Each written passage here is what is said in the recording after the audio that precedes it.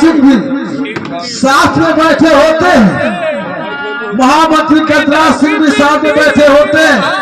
उधर से सिद्धेश्वर वीर सिंह अपने बेटे कुंदन को राज दरबार में हथकड़ी लगा करके ले जाते हैं।